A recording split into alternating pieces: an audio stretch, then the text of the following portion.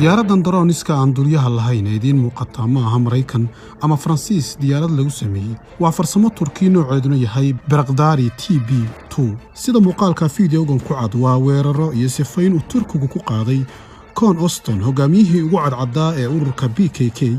ee maamulka Sinjar ee waqooyiga Ciraaq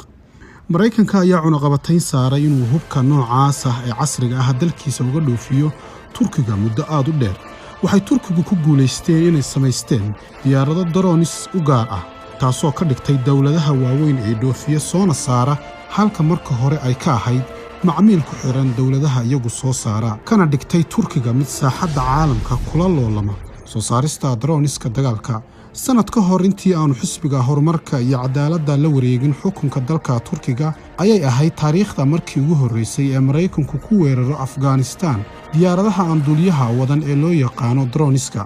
waqtigaas oo ahaa bilowgii Maraykanku diyaaradaha droneska uu hawada caalamka xukumayay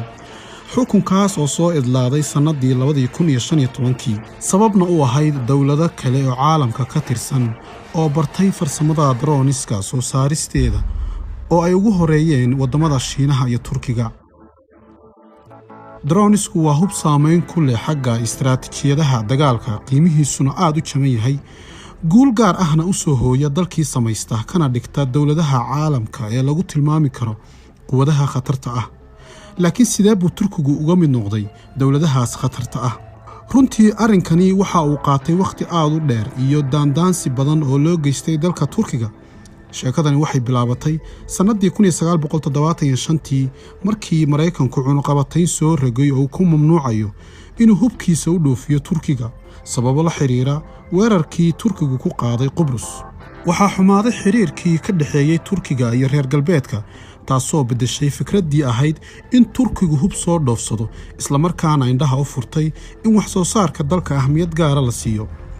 isagoo aasaasay dhowr shirkadood oo soo saara hubka kala duwan shirkadahaas oo badankoodu xoogga saaray soo saarista rasaasta iyo hubka yaryar sida shirkadda TAI ee samaysay gantaalada hawada loo diro iyo gantaalada lagu bartilmaameedsado diyaaradaha droneska oo markaasna ahaa ahmiyadda ugu weyn ee Turkiga ma uusan samaysan karin xilligaas wuxuu Turkigu soo iibsaday 6 diyaaradood oo droneska nooceedu yahay Janaab 750 sac ugana gol lahaa hawlgallo indhayn iyo ilaalin laakiin diyaaradahaas awoodooda oo aad u yara awgeed waxay soo gudbin jireen macluumaad qura taasoo kaliftay in Turkigu heshiis la galo Israa'iil kana dalbado diyaarada droneska nooceedu yahay Heron oo ay farsameyso Israa'iil balse 5 sano kadib ayay Turkiga u suura gashay inuu helo diyaaradahaas markaas oo ahayd sanadii 2006 droneskan ay ku rakiban yihiin kaamarado laguna hagayo remote ayaa muddo kadib droneskii xumaadeen eedayna Turkigu u jeediyay Israa'iil in falkaasi ay ka dambeeyeen waxaana dib ugu celiyeen droneskii Israa'iil si loo cilad bixiyo arintaas oo iyana qaadatay sanado kale waxa markaas droneska in la daaro u qaabilsanaa farsamayaqaano Israa'iiliyiin ah arintaas oo Turkiga walaac ku abuurtay in sawirada iyo muuqaalada hawlgallada uu rabo Turkigu inuu fushado ay sii mari doonto sirdoonka Israa'iil ugu horeynba 2004 ciidamada Turkiga ayaa soo jeediyay in tartan dawladdu u fidiso shirkadaha samaynta iyo casriyeynta diyaaradaha aan duuliyaha wadan isla markaana adkaysi leh waxaana tartankaas ku guuleystay shirkadda Turkiga ee samaynta gantaalada hawada loo diro ee loo soo gaabiyo TAI guulihii u horeeyay waxay ku soo bandhigtay soo saarista diyaaradda Anka taasoo awood u leh inay ku duuli karto joog sare cabirkiisuna yahay 30,000 oo fiid muddo 24 saacadood hase ahaatee dhalisay inay ku burburto hawada 10 daqiiqo gudahood kadib markii ay kacday fashilka ku dhacay diyaaraddan inay hawada ku burburto ayaa ka dambeeyay matoorka iyo qalabka gudaha qaarkood oo laga soo iibsaday 2 shirkadood oo kala ah Jarmal iyo Shiines arrimahaas oo dhan ayaa ku kalifay Turkiga inuu soo saarto matooro dalka gudihiisa lagu sameeyo sababna u noqday in diyaaradii Anka ay 2011 si guul ah u duusho 2013 ugu biirto ciidanka cirka ee Turkiga taasina wali uma suurtagelin hadafkii Turkigu lahaa ahaydna droneska hubka qaada diyaaradaha droneska ah ee ay soo saarto shirkadda TAI ayaa ahaa kuwa ku koobnaa indhayn iyo saadaalin kaliya laakiin markii weerar ay noqoto waxa laga marmaan ah diyaaradaha droniska ah ee hubka xambaara. jiilkii labaad kaliduul. Maraykanku umuusan ogolaan inuu diyaaradihiisa nooca ugaarsiga loo yaqaano uu ka iibiyo Turkiga sababo la xiriira cilaaqaadka Israa'iil kala dhaxeeyay Turkiga oo aad u xumaa. sidaas awgeed Turkiguna go'aansaday inuu kali duulo, wuxuuna sanadii 2015 uu ahmiyad gaar siiyay inuu samaysto diyaaradaha dagaal ee aan duuliyaha wadin. wiil dhalinyaro ah oo 26 jir ah una dhashay dalka Turkiga laguna magacaabo Saljuuq Bayraktar ayaa waxa uu mas'uuliyiin dawladda ka socday ku qanciyay inay ka soo qayb galaan bandhig uu markaas ku soo bandhigayo diyaarado aan duuliyo wadin oo drone gacantiisana uu ku sameeyay. xilliga ka hor oo ku beegneed 2007 waxa uu Saljuuq ka soo shaqeeyay shirkad ay qoyskiisu leeyihiin oo lagu magacaabo Bayraktar Makina una soo saaray ciidanka 19 diyaaradood oo nooca aan duuliyaha wadin. sanadkii 2015 ayuu soo bandhigay diyaarad cusub oo uu markaas gacantiisa ku sameeyay oo lagu magacaabo Bayraktar TB2. diyaaraddaas oo ku guulaysatay inay duqayn ka geysato masaafo dhan 8 kiiloomitir wax ka fog ayna ku duulayso 4 kiiloomitir oo joog sare ah. isla sanadkaas gudihiisa waxa Saljuuq oo ahaa ninkii farsameeyay diyaaradda waxa uu guursaday gabadh uu dhalay madaxweynaha Turkiga Recep Tayyip Erdogan, gabadhaas oo lagu magacaabo Sumaya. diyaaradaha Bayraktar TB2 waxay lafdhabar u noqon doonaan ciidamada cirka ee Turkiga. awoodaheeda farsamo ee casriga ah ay diyaaradani wadato ayaa u fududeysay inay 7.3 kiiloomitir oo joog sare ah ku duusho muddo 24 saacadood isla mar ahaantaana ay xambaari karto awood culayskeedu yahay 55 kiilogram. bishii 6 ee sanadii 2019 waxay diyaaraddu dhigtay rikoor caalami ah 100,000 oo saacadood oo duulimaad in ka yar 4 sannadood. guulaheedii istaba joog ahaa oo ay ku bartilmaameedsanaysay ururada hubaysnaa ee Kurdiyiinta ayaa Turkiga waxa kale uu go'aansaday in bartilmaameedyada uu ku ballaariyo diyaaradihiisana uu isticmaalo inta ku hareeraysan xeebaha labada badood, taasoo dhalisay khilaaf Giriiga iyo Qobrista uga yimi. midaas kaliya kuma eeka ee Turkigu waxa uu 12 diyaaradood oo nooca Bayraktar TB2